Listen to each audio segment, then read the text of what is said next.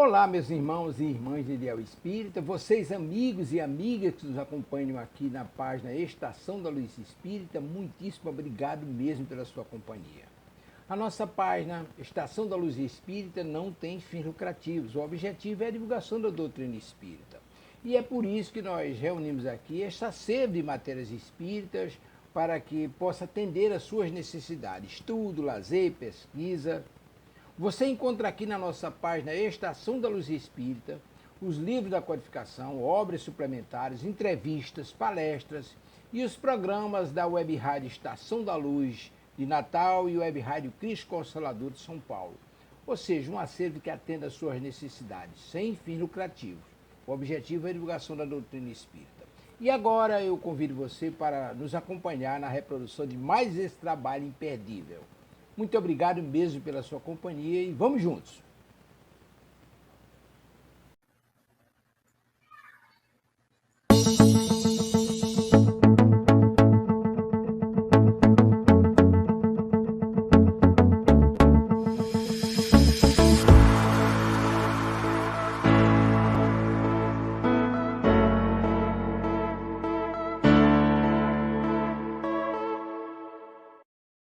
Olá, queridas amigas e amigos de Ideal Espírita. É com muita alegria que iniciamos agora pela nossa Web Rádio Cristo Consolador mais um programa Estudando a Codificação Espírita, o livro dos Espíritos, né? Bom, mas como nós sempre fazemos, vamos cumprimentar os amigos que já estão aqui conosco, né? Então vamos lá. Oi, Miriam, boa tarde, querida. Boa tarde a Silvia a todos, que nós unimos para estudar essa doutrina tão elucidativa e consoladora. Com certeza, né? Maravilhosa doutrina dos espíritos, graças a Deus, né? Bom, como nós sempre fazemos, né? É hábito aqui na nossa Web Rádio Cristo Consolador, antes de iniciar propriamente o nosso programa, nós vamos fazer uma prece, pedindo aos queridos amigos espirituais que nos auxiliem na realização de mais um programa. Então, convidamos a todos que já estão aqui conosco e aqueles que irão nos acompanhar mais tarde, através do vídeo que ficará gravado em nosso canal no YouTube, para que elevem seu pensamento a Deus e, junto conosco, façam esta pequenina prece de abertura. Ok? Então, vamos orar. Deus, Pai de infinita bondade, misericórdia e justiça. Jesus, nosso querido amigo, nosso mestre, guia e modelo de toda a humanidade. Queridos amigos espirituais que estão aqui conosco nesta tarde para nos orientar, nos incluir e nos auxiliar na realização de mais um programa. Muito obrigada pela presença amiga. Obrigada, sobretudo, pela luz da doutrina espírita que ilumina as nossas vidas. Que nós possamos realizar o melhor na tarde de hoje. E que todos, encarnados e desencarnados, possam ouvir o melhor de tudo que será dito, explanado e comentado aqui nesta tarde. E assim, queridas amigas e amigos de Ideal Espírita, começa agora, pela Web Rádio Cristo Consolador, mais um programa Estudando a Codificação Espírita, o livro dos Espíritos. Ok? Muito bem, nós hoje vamos concluir o tema que iniciamos na semana passada, né? Nós, na semana passada, estávamos falando sobre a infância, né? Estávamos falando sobre a infância e hoje nós temos aqui uma única pergunta, né? Para comentar durante todo o nosso programa de hoje. E é a pergunta de número 385. Pergunta de número 385. Mas antes, deixe-me cumprimentar aqui minha amiga Maria de Fátima Enes. Olá, Fátima, tudo bom? Boa tarde, Silvia, a todos. Paz e luz, boa tarde, querida. Que bom que você chegou, né? Muito bem, gente. Vamos pegar, então, o nosso livro dos Espíritos, abrir na pergunta 385. E Kardec pergunta o seguinte aos queridos amigos espirituais. Qual o motivo da mudança que se opera no seu caráter a uma certa idade e, particularmente, ao sair da adolescência? É o espírito que se modifica? Olha a pergunta de Kardec, né? É muito, muito interessante esse questionamento de Kardec. né? E muito apropriado, porque muitos pais comentam muito sobre isso, né? Da mudança de comportamento dos filhos, sobretudo quando entram na adolescência. E Kardec fala: qual o motivo da mudança que se opera no seu caráter, né? Da criança, que se opera no caráter da criança a uma certa idade e, particularmente, né? Ao sair da adolescência, eu diria ao entrar, né? Da adolescência. É o espírito que se modifica? E aí os amigos espirituais dizem: é o espírito que retoma a sua natureza e se mostra tal qual é. Exatamente, né? Exatamente.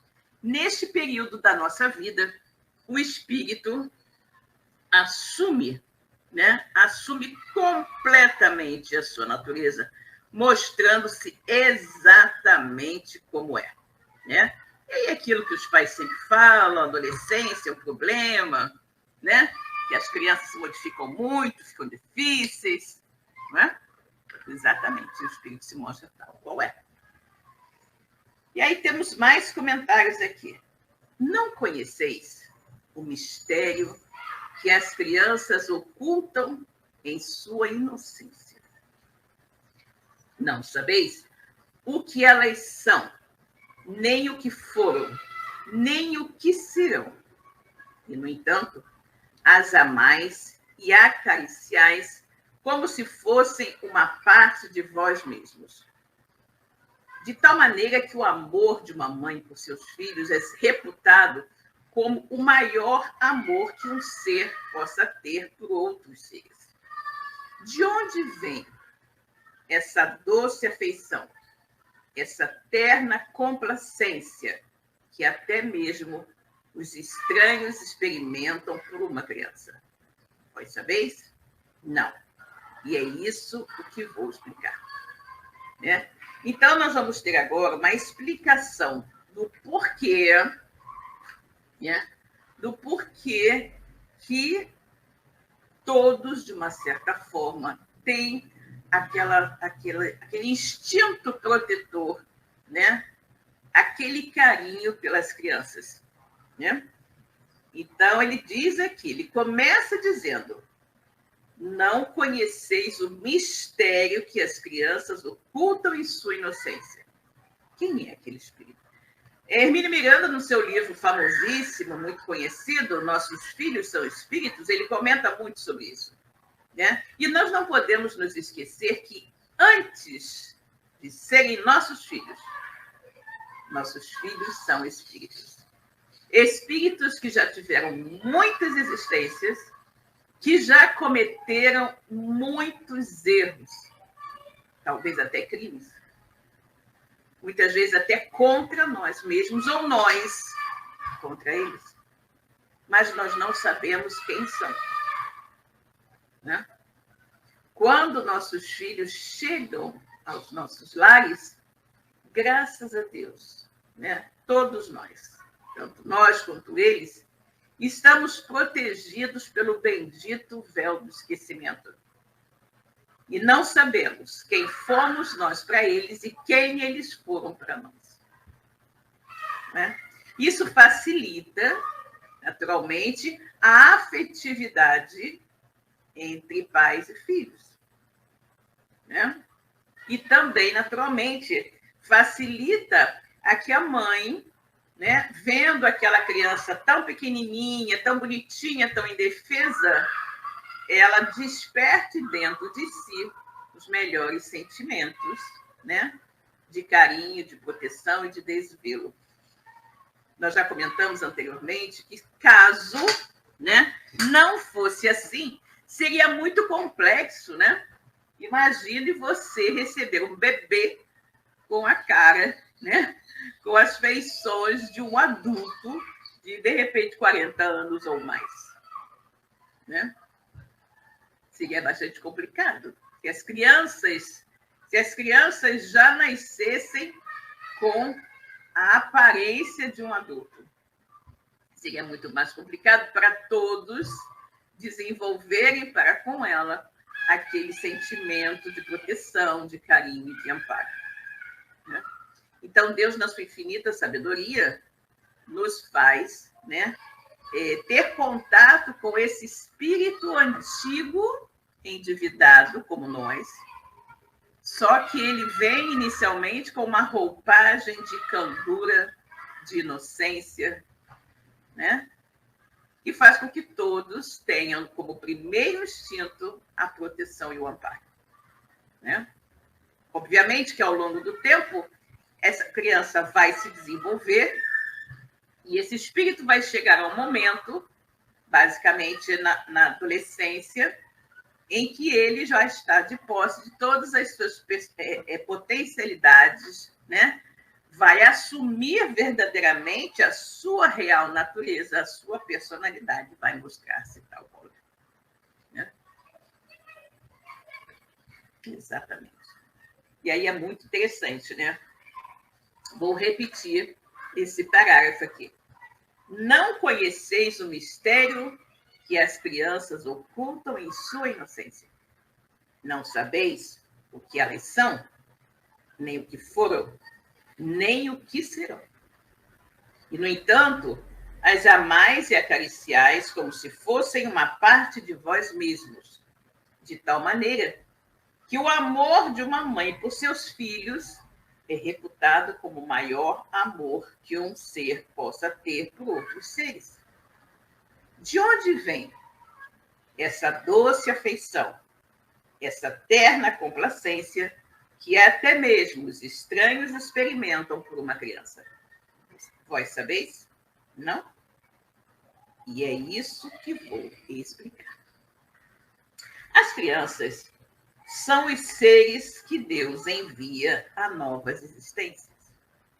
E para que não possam acusar a Deus de demasiada severidade, dá-lhes Deus todas as aparências de inocência. Então, as crianças são aqueles espíritos, aqueles seres que Deus envia para uma nova existência, existência na qual ele terá, muitas vezes, né, que expiar, que resgatar faltas terríveis cometidas em vidas anteriores. Né? Mas, para que ninguém possa acusar Deus de ser extremamente severo, ele faz com que esse espírito retorne à experiência na matéria com uma aparência de inocência, né? Uma aparência de inocência, de candura, de desproteção. Né? Mesmo numa criança de natureza má, suas faltas são cobertas pela não consciência dos atos. Esta inocência não é uma superioridade real em relação ao que elas eram antes. Não. É apenas a imagem do que elas deveriam ser. E se não são, é sobre elas somente que recai a culpa. Então, olha que coisa interessante. Né? Olha que coisa bem interessante. Essa temática parece simples, mas é bastante profunda e vai nos esclarecer com relação a uma série de supostas anomalias que nós vemos em diversos casos na sociedade. Observa só. Mesmo numa criança de natureza má, e ocorre, não é? São aquelas crianças que batem nos irmãos menores, aquelas crianças que, de repente, fazem maldades com animais, aquelas crianças que até mesmo são capazes de assassinar uma pessoa, como nós temos conhecimento na literatura policial. Não é? Existem casos, né, de crianças muito pequenas, 9, 10 anos, que mataram outras crianças menores. Isso é normal? É o que se deveria esperar de uma criança pura e inocente? Então, ele diz, mesmo numa criança de natureza má, Suas faltas são cobertas pela não consciência dos atos. Algumas sociedades desculpam erros desta natureza e não punem crianças que cometem delitos de adulto como se adultos fossem. Aqui no Brasil, por exemplo, isso não acontece. Porque a lei brasileira compreende que aquele ser ainda não estava com a sua personalidade, digamos assim, totalmente formada, que não tem muita consciência do que faz e, por isso, não pode ser julgado como um adulto. Nos Estados Unidos, por exemplo, não é assim. Todos são julgados pelos crimes cometidos como se tivessem real consciência de si mesmos. Né? Então, mesmo numa criança de natureza má, suas faltas são cobertas pela não consciência dos atos, em algumas sociedades. Esta inocência não é uma superioridade real em relação ao que elas eram antes. Ou seja, esta aparente inocência não é uma característica real daquele espírito, não é? Mas apenas uma imagem do que elas deveriam ser uma vez crianças. E se não são inocentes, se não são dóceis, somente sobre elas recai a culpa. Né? Vamos pensar um pouquinho mais adiante. Uma pessoa com a personalidade psicopata. Uma pessoa com a personalidade psicopata. Essa personalidade não se desenvolveu depois de adulto. Ele já nasceu com aquela personalidade. Ele não tem empatia pela dor alheia, ele não se importa com os sentimentos alheios, ele não tem sentimentos por ninguém. E isso se apresenta desde a infância. Normalmente, essas pessoas, né, que trazem essa psicopatia, elas já em tenra idade já apresentam atitudes de desamor para com todos. Maltratando animais, batendo nos irmãozinhos, como eu falei. Não? É o que nós temos aqui? É um espírito. Um espírito ainda muito endurecido, não é? Que está renascendo naquele corpo. Mas não é somente por elas que Deus lhes dá esse aspecto, o aspecto de inocência e de candura. É também e, sobretudo, por seus pais, cujo amor é necessário à fragilidade infantil. O amor dos pais é mais facilmente despertado quando ele olha aquela criança inocente e frágil, totalmente dependente de seus cuidados. Então, esta aparência que Deus dá ao espírito, quando este retorna à matéria, nos seus primeiros tempos de ligação com a carne, é também para despertar nos pais este sentimento de proteção para com aquele ser. E esse amor seria extraordinariamente enfraquecido pela presença de um caráter impertinente e acerbo, enquanto que, supondo os filhos bons e ternos, dão-lhes toda a afeição e os envolvem nos mais delicados cuidados. É aquela história, né? Em geral, né, os pais, as mães, principalmente, veem sempre os seus filhos como aqueles anjos de candura, né? Sempre acham que suas crianças são seus bebês, são bonzinhos, são ternos, né? E os envolvem com os maiores cuidados. E é assim que tem que ser, né?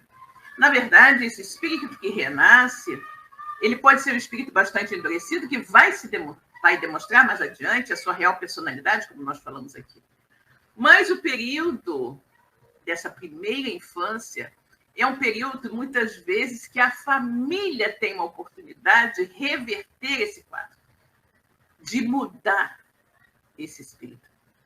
Né? A família pode fazer tudo, dando a ele muito amor, muito carinho, uma orientação religiosa sólida.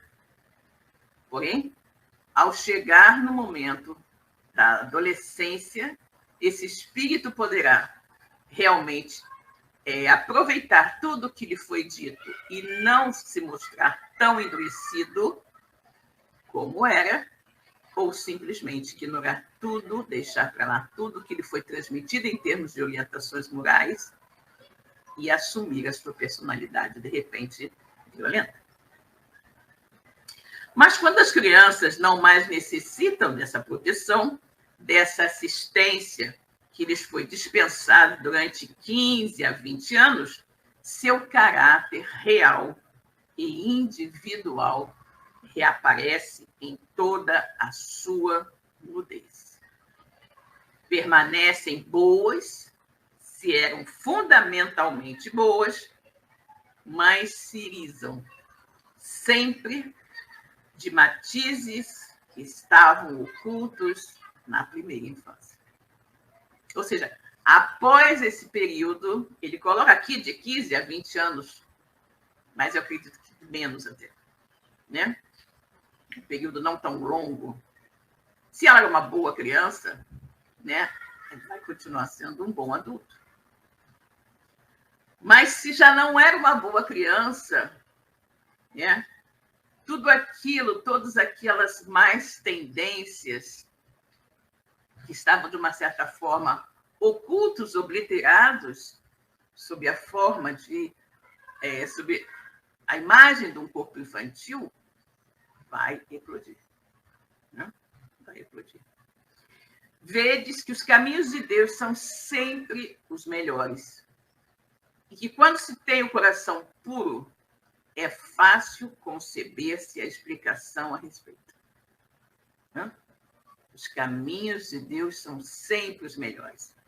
E quando se tem o coração puro, é fácil conceber-se a explicação a respeito dos caminhos de Deus.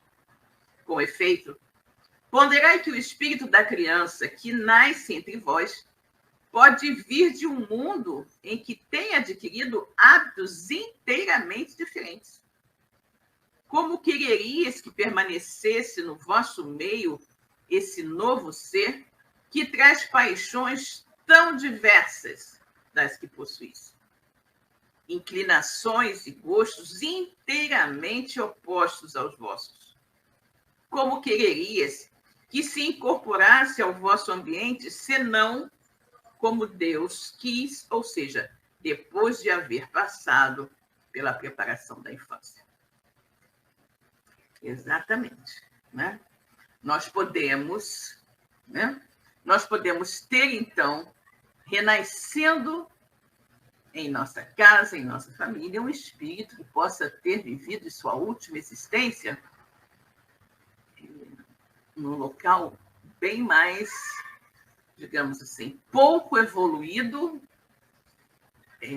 culturalmente. Né? Pode ter sido alguém que viveu numa vila distante, num país distante, longe de todo o progresso, de toda a orientação, que tivesse sido criado de uma maneira muito rude. Com isso, desenvolveu toda uma rudeza.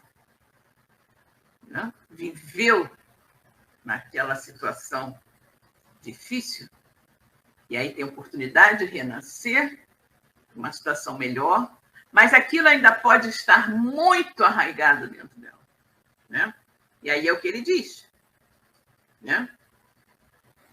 Ponderai que o espírito da criança que nasce entre vós, né, pode vir de um mundo em que tem adquirido hábitos inteiramente diferentes. Como quererias que permanecesse ao vosso meio esse novo ser que traz paixões tão diversas da que possuís? Inclinações e gostos inteiramente opostos aos vossos. Como quererias que se incorporasse ao vosso ambiente, se não como Deus quis? Ou seja, depois de haver passado pela preparação da infância. Com toda essa diferença, efetivamente, como já dissemos anteriormente, este período da primeira infância, mesmo que seja o espírito que tenha vivido lá no meio da África, né, longe da civilização, sem maiores conhecimentos, e aí ele então renasce no meio civilizado, e vai precisar de toda uma orientação específica, e isso vai ser melhor transmitido na primeira infância. Né? Nesta vem confundir-se todos os pensamentos, todos os caracteres, nessa preparação da infância. Todas as variedades de seres engendrados por essa multidão de mundos em que se desenvolvem as criaturas. No meio de novos irmãos e da vossa nova existência, não terrena, ignorareis os hábitos, os costumes, as formas de relação deste povo. Novo para vós. Manejareis com dificuldade uma língua que não estáis habituados a falar, língua mais vivaz do que o é atualmente o vosso pensamento. Olha também essa situação, né? E se fosse, como eu falei, né? O espírito que numa vida anterior habitou o corpo de um selvagem que não articulava palavras facilmente, que não tinha um vocabulário muito extenso, não é? E ele diz, né? Nesta existência, vem confundir-se todos os pensamentos, todos os caracteres, todas as variedades que se desenvolvem, né, nas experiências diversas, em diversos mundos, que se desenvolvem as criaturas. E vós mesmos, ao morrer, estareis numa espécie de infância, no meio de novos irmãos, e na vossa nova existência não terrena, ignorareis os hábitos, os costumes, as formas de relação deste mundo, novo para vós. Manejareis com dificuldade uma língua que não estáis habituados a falar, língua mais vivaz do que é atualmente o vosso pensamento. Exatamente o que acontece normalmente quando nós desencarnamos? Muitos de nós precisam passar na espiritualidade por uma espécie de cursinho que vai nos ensinar como viver no mundo espiritual. Lembrando os livros de André Luiz não sabia volitar, André Luiz não sabia ler o pensamento, não se comunicava pelo pensamento, depois ele foi aprendendo. Não é? E diversas outras coisas. Aprender a se alimentar, né, de maneira absolutamente frugal, de ar e de água. Né?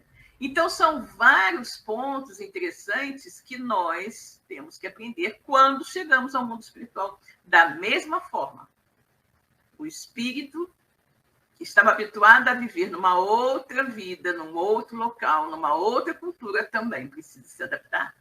E a infância será para ele esse período de adaptação. Né? A infância tem ainda outra utilidade. Os espíritos não ingressam na vida corpórea senão para se aperfeiçoarem, para se melhorarem. A debilidade dos primeiros anos os torna flexíveis, acessíveis aos conselhos da experiência e daqueles que devem fazê-los progredir. Ou seja, a sua fraqueza, a sua debilidade nos primeiros anos da infância os torna muito mais suscetíveis às orientações dos pais. Né? Então, se pode reformar o seu caráter, é aquilo que eu falei. É necessário esse período porque é uma oportunidade que aqueles que receberam aquele espírito como filho e que têm a missão de tentar moldar o seu caráter, muitas vezes difícil, terão ali, naquela primeira infância, o melhor momento para isso. Né? É então que se pode reformar o seu caráter e reprimir as suas más tendências. Esse é o dever que Deus confiou aos pais. Missão sagrada, pela qual terão de responder. Exatamente. Exatamente.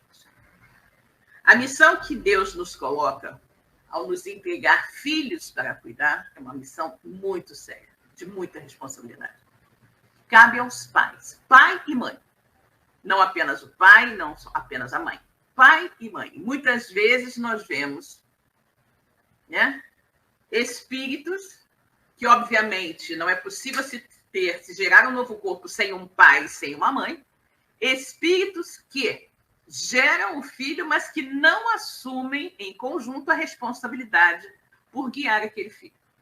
Em geral, os pais não cuidam dos filhos se existe algum tipo de desentendimento entre o casal. Normalmente, o pai vai embora, ou até se foi o nascimento foi fruto de uma relação furtiva, o pai vai embora, como se aquela criança tivesse sido gerada unicamente pela mulher. Né? Mas é óbvio que esse espírito que abandonou a sua responsabilidade terá que responder. Né? Terá que responder. Né? Obviamente que de uma forma mais rara, mas também ocorre em casos em que a mulher não assume o seu papel de mãe. Né? Pelo contrário. Pelo contrário.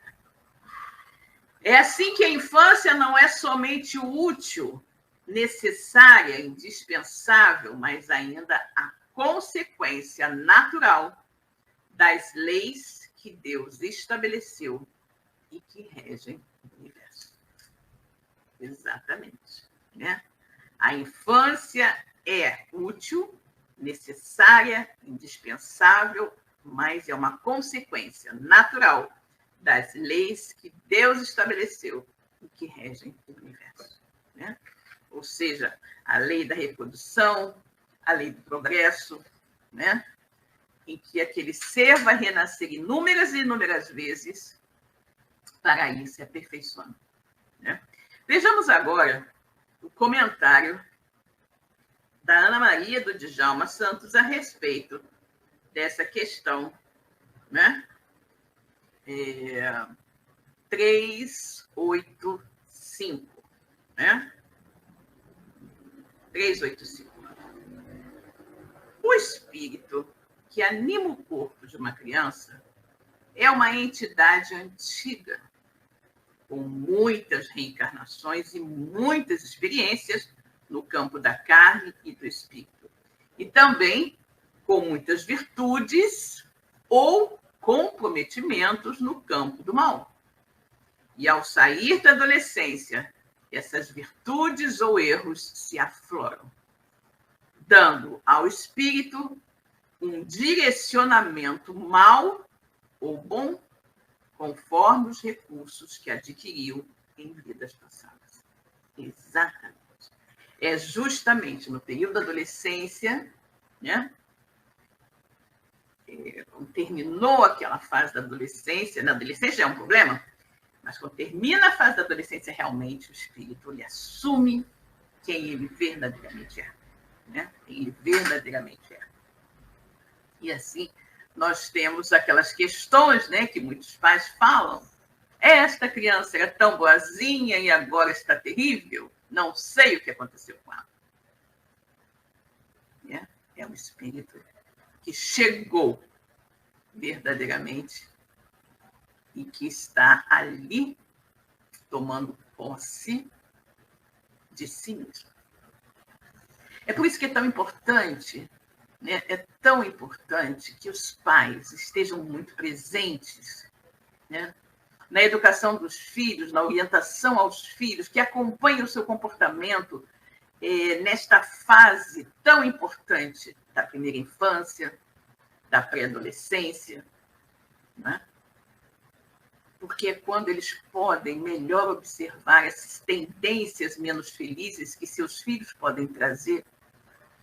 E uma vez observadas essas tendências menos felizes, trabalhar ativamente para orientá-los no sentido de eliminar essas más tendências.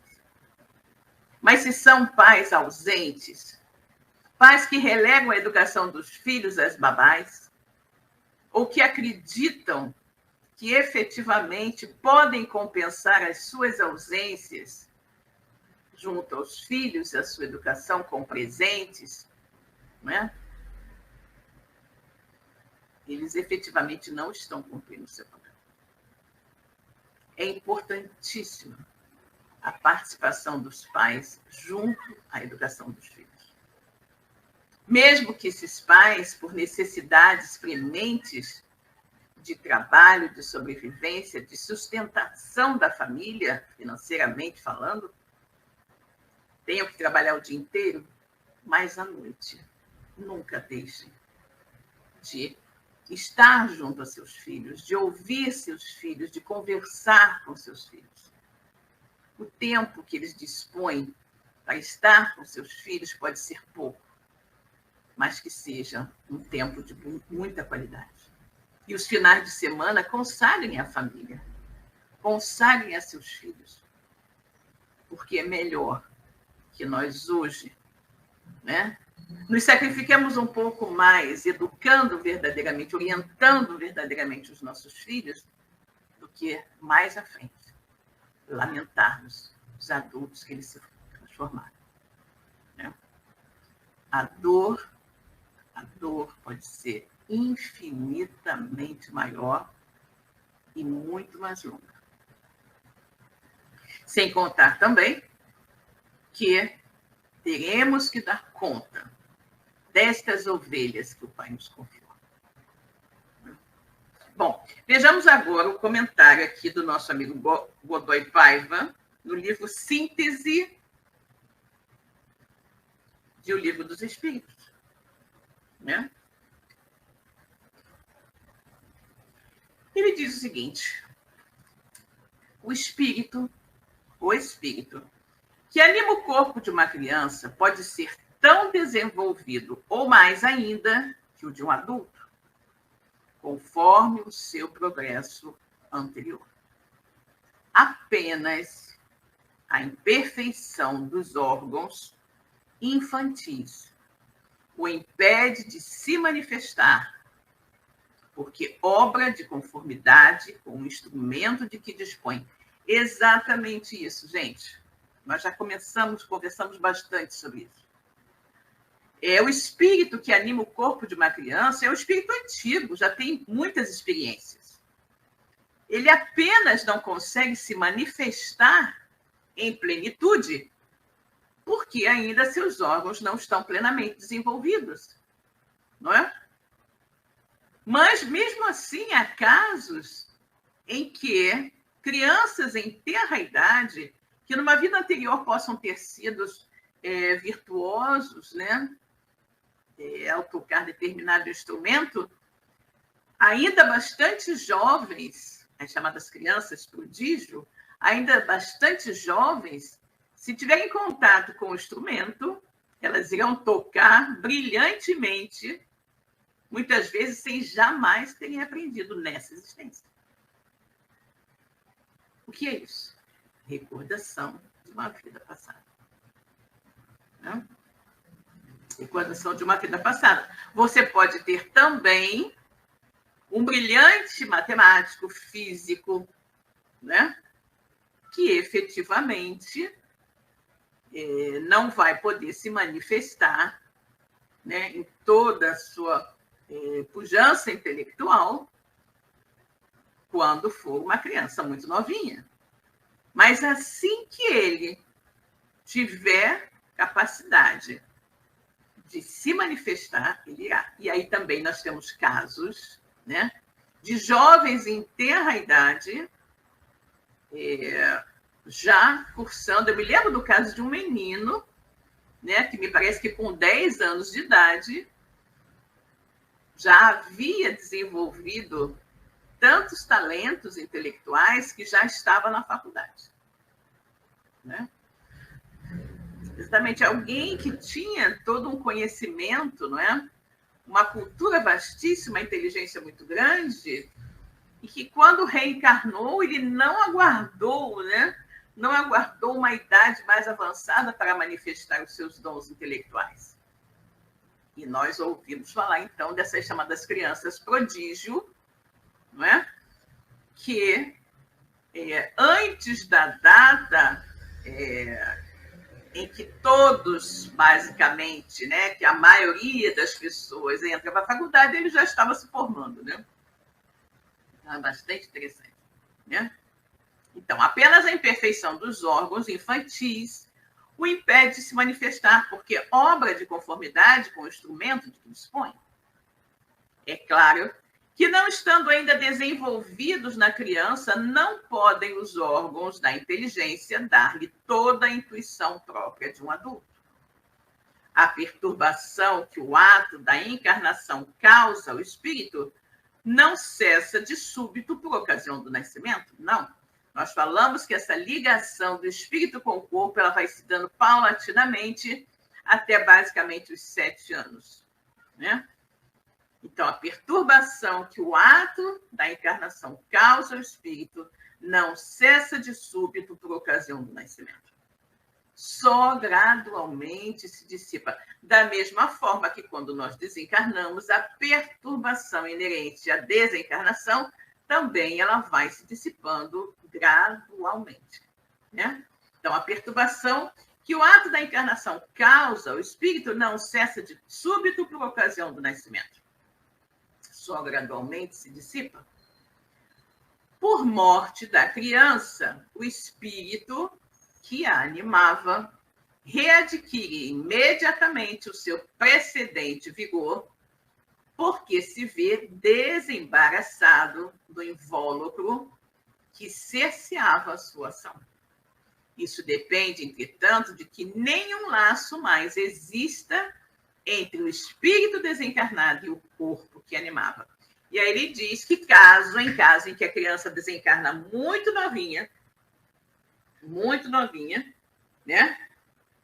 O espírito que estava ali animando aquele corpo, ele readquire, né, imediatamente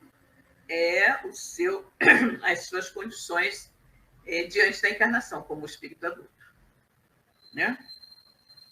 Por morte da criança, o espírito que animava readquire imediatamente o mesmo precedente vigor, porque se vê desembaraçado do invólucro que cerceava a sua ação. Claro, ele não tem mais o invólucro de carne a limitar os seus movimentos, né, e o seu pensamento.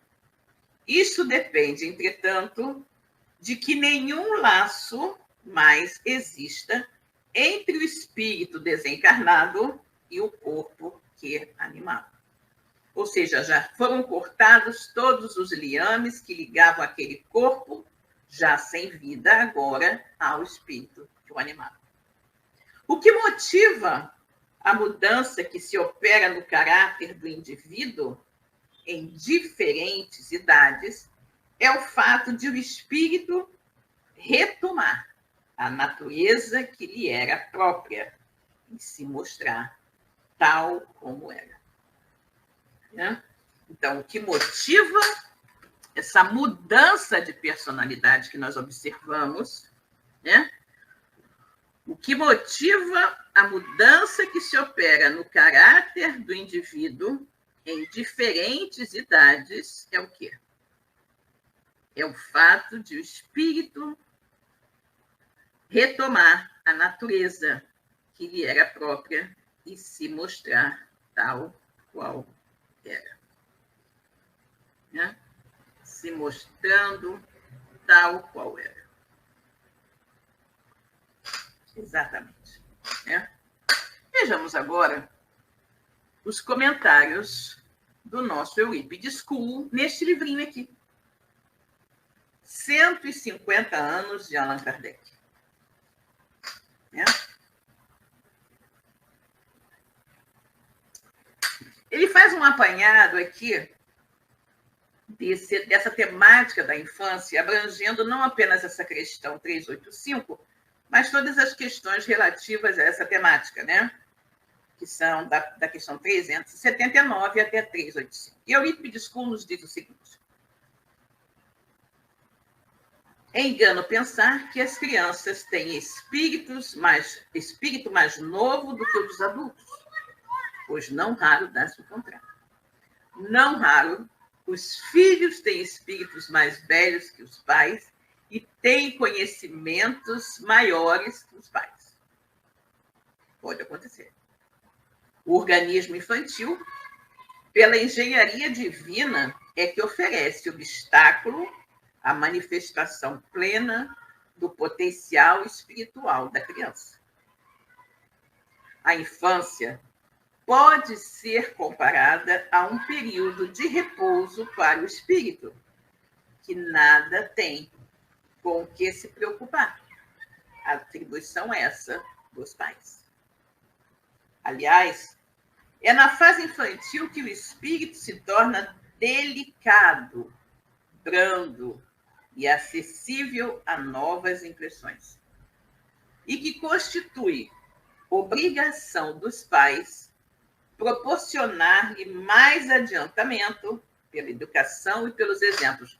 Mais uma vez falando aqui, né, da responsabilidade que os pais têm para com aquele espírito que lhes foi confiado. Né? Aquele espírito que lhes foi confiado. E que no início da sua experiência carnal, não é? Está mais suscetível às suas orientações. Tão importante essa fase. Tão importante. Para que aquele espírito receba a orientação necessária para se tornar um homem de bem. Irá se tornar um homem de bem? Não sabemos. Tudo depende dele, do seu livre-arbítrio. Mas uma coisa é certa, se os pais fizeram a sua parte, orientando, instruindo, esclarecendo, se o espírito não for, né, um bom homem, né, um bom espírito, e enveredar pelos caminhos do erro, a responsabilidade é única e exclusivamente dele, porque os pais fizeram a sua parte. Né? Quando chega o período da adolescência, e daí à frente, o espírito muda o caráter, desde que passa a se mostrar como realmente é. Não mais com a inocência infantil que encobria suas tendências. O toque e a carência da infância despertam os cuidados e o amor dos pais, o que demonstra a suprema sabedoria e bondade de Deus, unindo amorosamente num mesmo teto espíritos por vezes inimigos, ou mesmo de hábitos totalmente diferentes. De outra forma, isso não seria possível. Essa a bênção maior do instinto familiar, palco de reajustes. Exatamente, né? Família, palco de reajustes. Né? Família, palco de reajustes. Apenas com a questão, né, dos filhos nascerem com aquela aparência de inocência, né, e com aquela efetiva fragilidade, é que é possível reunirmos, né, no mesmo lar, muitas vezes, grandes inimigos. Mas, algumas vezes, isso não dá certo. Né? Algumas vezes, nós vemos situações lamentáveis em que pais não cuidam dos filhos, maltratam os filhos, mesmo em tenra idade, chegando a levá-los a óbito. Né?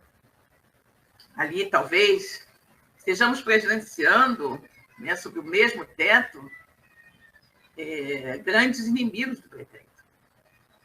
E aqueles que hoje deveriam ser os protetores daquela criança, porque são seus pais, não a protegem, muito pelo contrário. Né? Muito pelo contrário. São absolutamente descuidados, irresponsáveis, e, na maioria das vezes, causam sua morte. Infelizmente, o noticiário policial, a crônica policial tem vários casos. Né? Vários casos. Eu posso agora me lembrar de 3 casos terríveis. Né?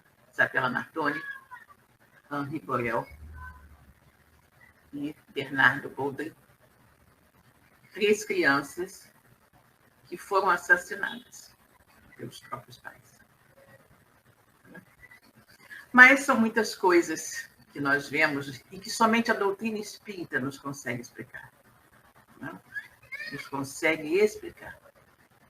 Mas da mesma forma que nós temos casos de pais que matam filhos quando deveriam protegê-los, nós temos casos de filhos que matam pais. Mesmo que esses pais tenham sido sempre muito amorosos, muito dedicados e tenham feito o melhor para esses filhos.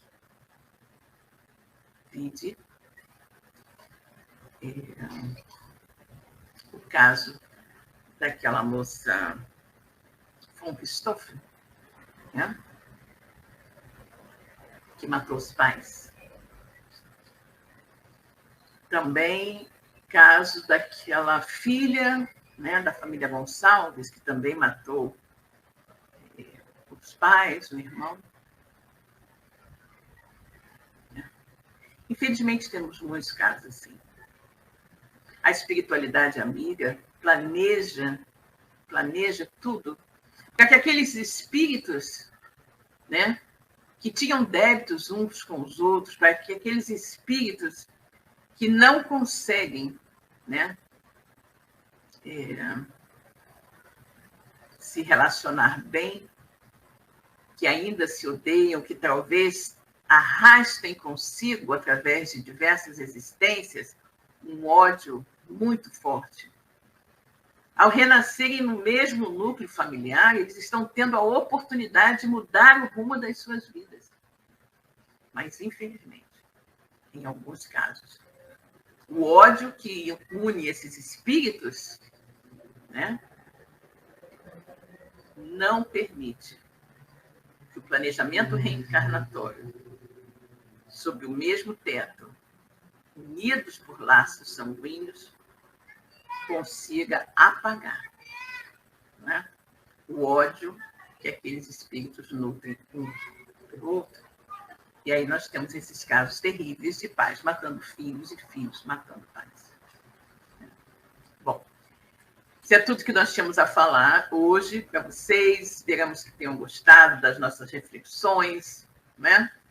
São coisas assim muito interessantes que só mesmo a doutrina espírita consegue nos esclarecer, né?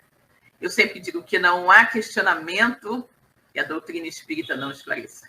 Tudo aquilo que inicialmente parece tão absurdo, né? Só é absurdo porque nós ainda não nos debruçamos sobre os postulados da doutrina espírita e não estudamos, né, esses conceitos. A partir da leitura, sobretudo do Livro dos Espíritos, né, do Livro dos Espíritos, nós iremos sempre encontrar explicação para tudo. Para todas as pseudo-anomalias, né, que nós podemos observar na sociedade. Mas nós sabemos, e não podemos nos esquecer, que a inteligência suprema é Deus, causa primária de todas as coisas, que nada acontece sem a permissão de Deus. Então, partindo desta premissa, nós vamos sempre estar seguros, né? Estar seguros de que tudo o que acontece está certo. Okay? Bem, boa noite, Miriam Becker. Boa noite, Maria de Fátima Enes também. Boa noite a todos, né? Fiquem com Deus e até a próxima semana. Tchau.